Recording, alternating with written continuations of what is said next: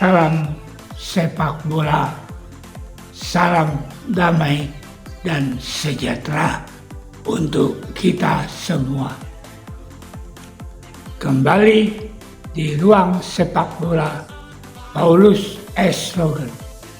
Pertandingan yang sangat krusial akan dilakukan hari Rabu 24 Januari 2024 di Stadion Al Thumamah, Qatar pada pukul 18.30 waktu Indonesia Barat, di mana Indonesia akan menghadapi Jepang.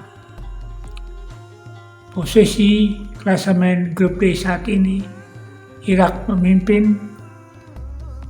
Irak mengalahkan Jepang 2-1 dan juga mengalahkan Indonesia 3-1. Klasemen kedua, Jepang mengalahkan Vietnam 4-2. Jepang dikalahkan Irak 1-2. Yang berikutnya di klasemen ketiga, Indonesia melawan Irak.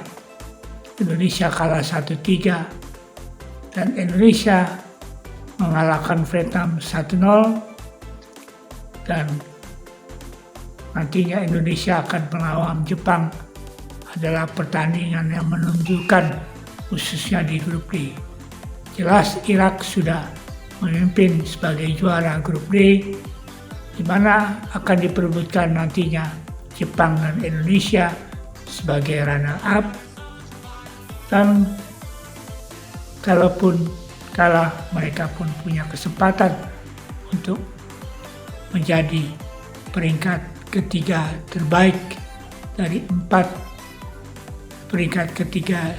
Secara head to head, pertemuan Indonesia dengan Jepang sudah sejak tahun 1954, di mana ada pertemuan kompetisi maupun turnamen ataupun uji coba 15 kali pertemuan, di mana timnas Indonesia memenangkan 5 kali, Jepang 8 kali, dan seri 2 kali.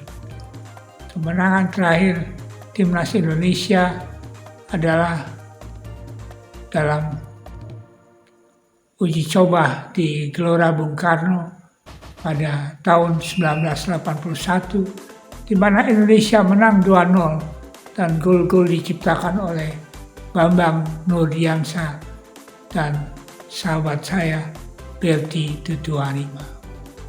Indonesia menang 2-0. Untuk itu kita optimis Indonesia bisa mengalahkan Jepang, karena dalam sejarahnya justru di tahun 1979 Jepang belajar dari Indonesia dari kompetisi Galatama, di mana Jepang boleh dikatakan pada waktu itu masih belajar bagaimana kompetisi dilakukan, khususnya pada era Liga Sepak Bola Utama Indonesia.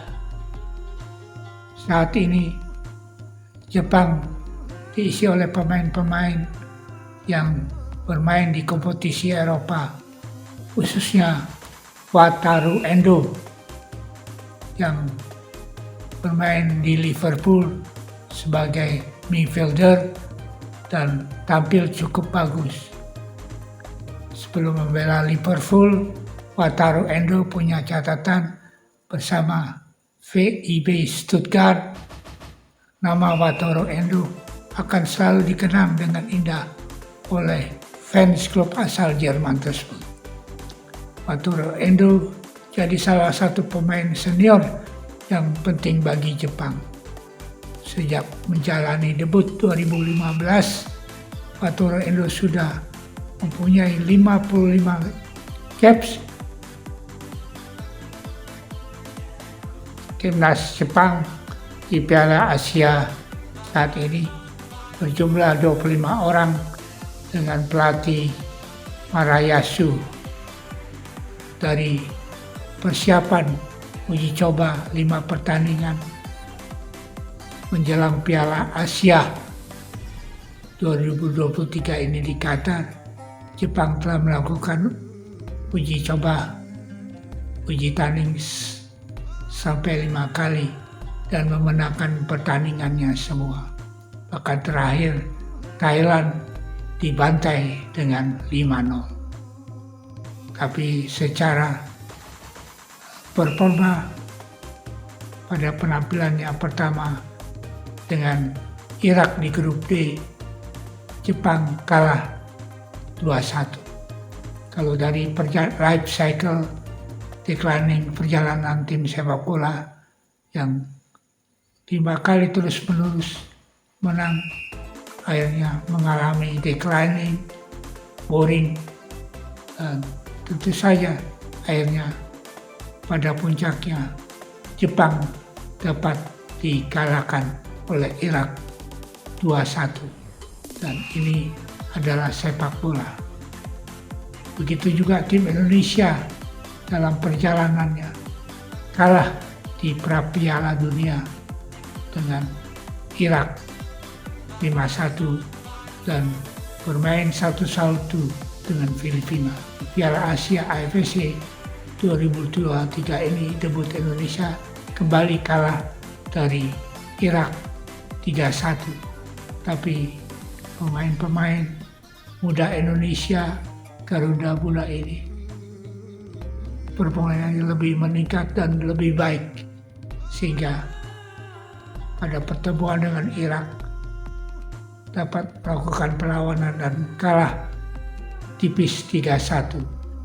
Dan puncaknya Indonesia dapat mengalahkan Vietnam 1-0, sehingga diharapkan melawan Jepang adalah puncak performa dari timnas Indonesia yang tentu saja melakukan perlawanan dan agar bisa lolos otomatis di 16 besar, mau tidak mau harus mengalahkan Jepang atau minimal seri untuk bisa lolos. Kalaupun kalah, diharapkan kalah tipis. Kita harapkan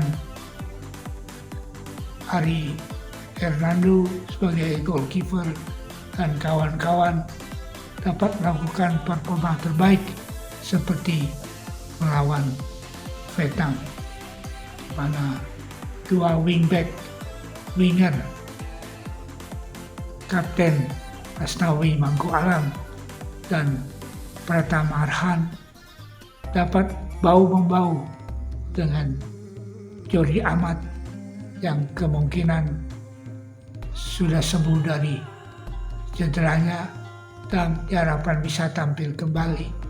Paling tidak ada Erkan Bagot, ada Rizky Ridho, ada Sandy Walsh, dan diharapkan juga Shane Patinama dapat bermain.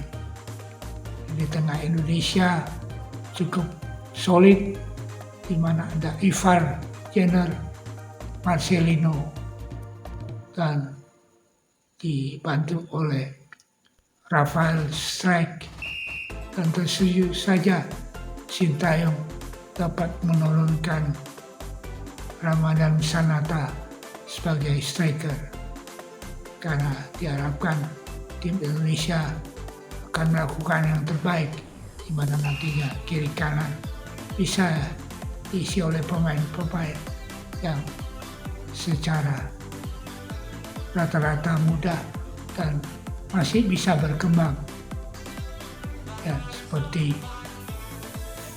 Marcelino Ferdinand, dan juga dibantu oleh Janje Sauri. Ada substitusi yaitu Witan Sulaiman ataupun Egy Maulana yang penampilannya kurang memuaskan. Nantinya ada Mark Klok, ada Ricky Kambuaya, ada Adam Alis, dan tentu saja Sintayong jangan coba-coba lagi gonta-ganti pemain dan diharapkan The Winning Team dapat dipertahankan seperti melawan Vietnam. Pada saatnya timnas Indonesia membuktikan bahwa dulunya Jepang belajar dari Indonesia bagaimana mereka melakukan kompetisi dan membina pemain sehingga menjadi nomor 1 khususnya di Asia. Dan walaupun Indonesia ranking cukup jauh dengan Jepang, tapi kita akan membuktikan